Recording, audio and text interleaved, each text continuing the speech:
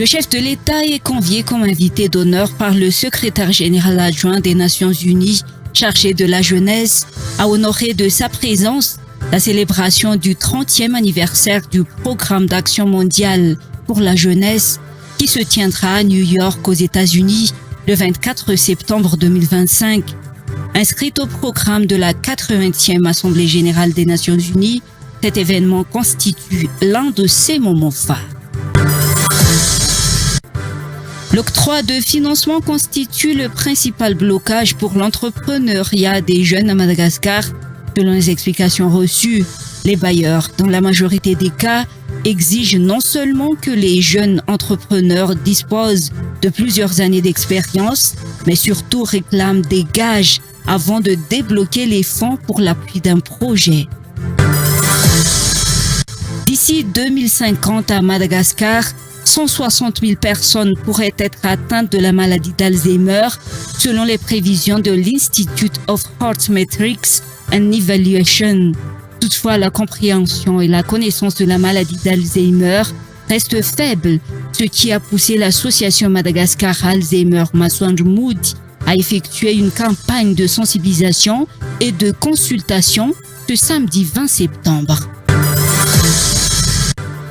Dénonçant des crimes contre l'humanité, le procureur général du Venezuela a demandé vendredi à l'ONU d'ouvrir une enquête sur les frappes de l'armée américaine ayant détruit 3 bateaux dans les Caraïbes. Donald Trump a publié le même jour une nouvelle vidéo montrant ce qu'il a présenté comme une frappe américaine ayant selon lui tué 3 narcoterroristes. Bonsoir à toutes et à tous et bienvenue dans ce journal de TV+ Madagascar. Passons tout de suite aux détails de nos informations et dans la page politique. La politique nationale pour la promotion de la jeunesse du président de la République Andjadjouelne dépasse les frontières, atteint l'échelle mondiale jusqu'au sein même des Nations Unies. Le chef de l'État est convié comme invité d'honneur par le secrétaire général adjoint des Nations Unies chargé de la jeunesse à honorer de sa présence la célébration du 30e anniversaire du Programme d'action mondiale pour la jeunesse qui se tiendra à New York aux États-Unis le 24 septembre 2025, inscrite au programme de la 80e Assemblée générale des Nations Unies. Cet événement constitue l'un de ces moments phares. Des jeunes Malagasy sélectionnés participeront également à cette rencontre. Ils porteront la voix de millions de jeunes Malagasy sur la scène internationale et contribueront à hisser haut l'honneur national. Ftiavana Doni nous rapporte les détails. La jeunesse est l'avenir d'une nation. De jeunes bien formés, bien éduqués et bien encadrés constituent la garantie d'un avenir radieux pour leur pays.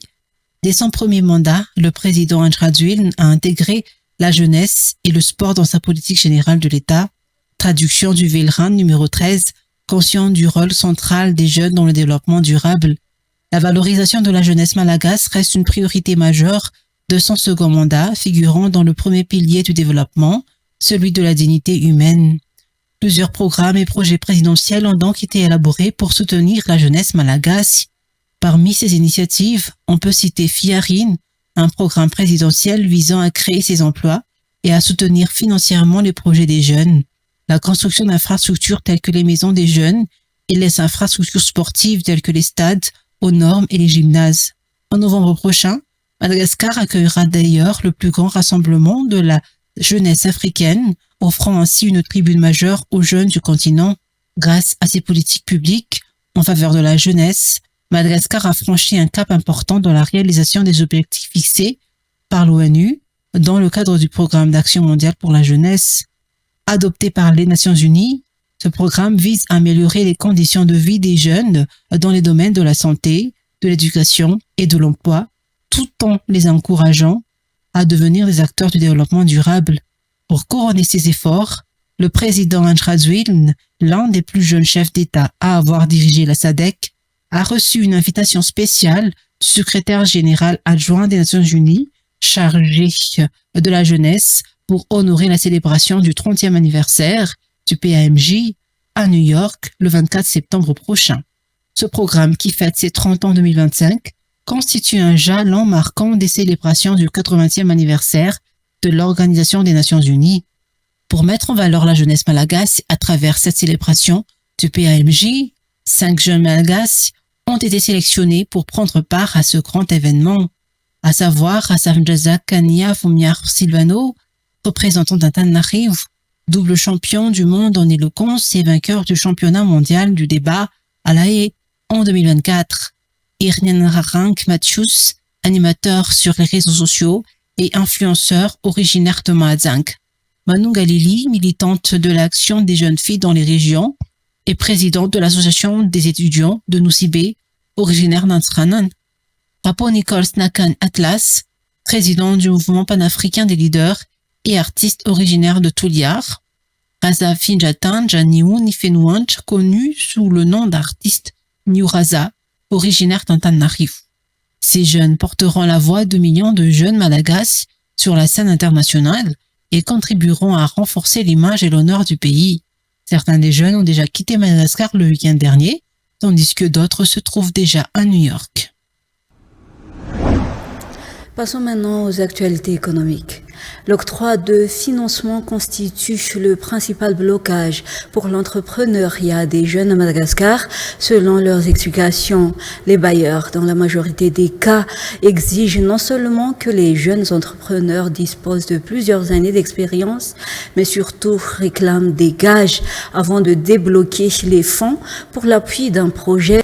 Bien qu'ils aient des idées innovantes, les jeunes fraîchement diplômés ne peuvent pas répondre à ces critères d'obtention de financement, raison pour laquelle la journée de promotion de l'entrepreneuriat a été organisée hier par une association de jeunes afin que les partenaires financiers puissent rencontrer directement les jeunes porteurs de projets pour des opportunités d'échange, mais surtout pour la conclusion de contrats afin d'appuyer les jeunes dans ce domaine. Mamtina Djimboulou et Omega Nefson. Le taux d'entrepreneuriat chez les jeunes est encore en dessous de 10% à Madagascar d'après les statistiques. Or, des dizaines de milliers de jeunes font chaque année leur entrée sur le marché du travail.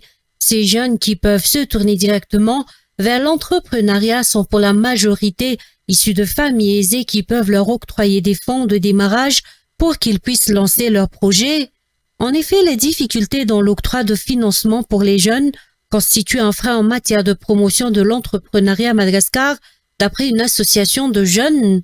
Les jeunes qui présentent leurs projets en vue d'une quête de financement auprès des banques ou des institutions financières se heurtent toujours à des critères très exigeants. À part les années d'expérience, les bailleurs exigent des gages qui ne sont pas à la portée des jeunes. En effet, la majorité des jeunes fraîchement diplômés ne peuvent remplir ces exigences alors qu'ils ont des projets innovants. Ainsi, les jeunes sont contraints de chercher un emploi alors qu'ils peuvent être des entrepreneurs. Les offres d'emploi restent pourtant insuffisantes face à la demande croissante sur le marché du travail. Face à cette problématique donc, cette association de jeunes a organisé la journée pour la promotion de l'entrepreneuriat des jeunes ce vendredi à Antananarivo. Une rencontre directe entre les jeunes, porteurs de projets et les partenaires financiers a pu avoir lieu. Les opportunités d'échange étaient au rendez-vous. Les possibilités de signature de contrats entre les jeunes et des partenaires sont attendues à l'issue de cette journée de rencontre. Cette initiative s'inscrivant dans l'appui des jeunes prôné par l'association s'aligne avec le programme général de l'État qui consiste dans la valorisation du capital humain à Madagascar. Selon les précisions, ces jeunes porteurs de projets peuvent en effet devenir des créateurs d'emplois et donc réduire le taux de chômage dans le pays. Continuons dans le domaine de la santé. D'ici 2050, à Madagascar, 160 000 personnes pourraient être atteintes de la maladie d'Alzheimer, selon les prévisions de l'Institute of Heart Metrics and Evaluation. Toutefois, la compréhension et la connaissance de la maladie d'Alzheimer restent faibles, ce qui a poussé l'association Madagascar Alzheimer Maswanjumudi à effectuer une campagne de sensibilisation et de consultation ce samedi 20 septembre afin d'encourager les gens à poser des questions sur cette maladie. En écoutant les personnes concernées et en partageant des informations exactes, chacun peut contribuer à créer des sociétés plus solidaires et inclusives. Les détails rapportés par Nzakanje Mayeri Omekara Nefton. Ce matin, plusieurs adultes se sont rendus au centre Maswanjumudi Fedmanan. Ces personnes qui ont déjà détecté chez elles les premiers signes de la maladie d'Alzheimer se sont rendus sur place pour s'informer et obtenir des conseils et du soutien. Cette dame, âgée de 85 ans, par exemple, a été encouragée par les membres de sa famille à assister à la séance de sensibilisation. Selon ses dires, quelques symptômes de la maladie d'Alzheimer commencent à se manifester chez elle, comme le fait d'oublier les endroits où elle a déposé ses biens, de même que celui d'oublier son programme pour la journée. Selon ses explications, malgré qu'elle n'ait pas encore effectué de test, elle a trouvé très pratique cette journée de sensibilisation pour s'informer sur la maladie, les conduites à tenir ainsi que pour obtenir le soutien nécessaire pour pouvoir continuer à vivre normalement. Plus de 55 millions de personnes dans le monde sont atteintes de la maladie d'Alzheimer ou d'une maladie apparentée. Toutes les 3 secondes, une personne développe la maladie d'Alzheimer ou une maladie apparentée. Pour Hassan Anjamar Muriel, cette vaste campagne de sensibilisation s'avère nécessaire afin de restaurer un environnement qui peut contribuer à créer des sociétés plus solidaires et inclusives. Cela aussi reflète évidemment la volonté de plus en plus croissante du grand public de prendre en main sa santé mentale, d'une façon générale sa santé tout court, par rapport à ces facteurs de risque que sont donc le diabète, l'hypertension et le surpoids. Nous effectuons aussi aujourd'hui des tests de mémoire qui, soulignons-le, n'est pas un test de l'Alzheimer, c'est juste un test de mémoire qui permet de voir s'il y aurait des petites anomalies qui nous permettraient de référer les personnes concernées vers des services, vers les services de professionnels de santé concernés. Pour donner l'occasion au plus grand nombre de s'informer sur la maladie d'Alzheimer, des événements gratuits ont été organisés par l'association durant le mois de septembre. Cette journée est également consacrée à l'écoute et à l'orientation des familles, et c'est l'association Madagascar Alzheimer Maswanjumudi qui s'en charge, afin de pouvoir donner des conseils et des orientations à des personnes qui ont déjà une personne qu'elles soupçonnent d'avoir éventuellement la maladie d'Alzheimer ou un trouble apparenté, et que ces personnes ou ces familles puissent se sentir épaulées, qu'elles ne se sentent pas seules dans leur combat et dans leur découverte de cette maladie qui représente un véritable fardeau non seulement au niveau des familles mais également au niveau d'une nation entière. Ainsi, à l'occasion de ce mois mondial d'Alzheimer, Madagascar Alzheimer Maswanjumudi appelle les individus, les communautés, les professionnels de la santé et le gouvernement à agir. Les idées reçues et les stigmatisations constituent encore de grands obstacles à un diagnostic précoce, au traitement et aux soins. En posant les bonnes questions, en écoutant les personnes concernées et en partageant des informations exactes, chacun peut contribuer à créer des sociétés plus solidaires et inclusives. Passons maintenant aux actualités internationales. En Amérique du Sud, au Venezuela, dénonçant des crimes contre l'humanité, le procureur général du Venezuela a demandé vendredi à l'ONU d'ouvrir une enquête sur les frappes de l'armée américaine ayant détruit 3 bateaux dans les Caraïbes. Donald Trump a publié le même jour une nouvelle vidéo montrant ce qu'il a présenté comme une frappe américaine ayant, selon lui, tué 3 narcoterroristes. Reportage de France 24. Des forces de l'ordre qui défilent en nombre dans la ville portuaire de Puerto La Cruz. Une démonstration de force des autorités vénézuéliennes diffusée sur la chaîne d'État. Le message destiné aux États-Unis se veut clair. Le pays est prêt à se défendre.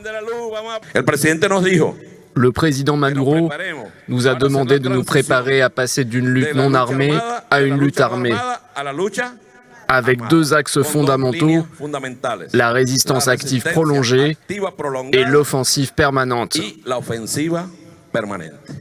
Quand ils viendront, nous aurons déjà 2 longueurs d'avance.